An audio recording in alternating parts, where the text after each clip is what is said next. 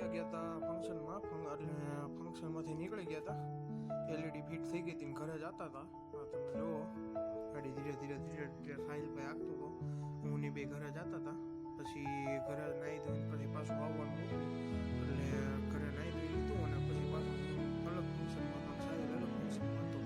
તો અહીંયા ગાડી આવતી હતી એટલે વાટ જોઈને ઊભો હતો.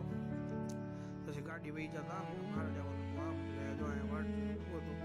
તો હમણાં થોડીક વારમાં ગાડી આવી ગઈ અને પછી ફંક્શનમાં પૂકી ગયો. જો આ એન્ટ્રીનો વ્યૂ છે, આવી રીતના હતું. એન્ટ્રીમાં આપણે રાખ્યું હતું ટીવી. આમાં જુઓ તમે 10 ટીવી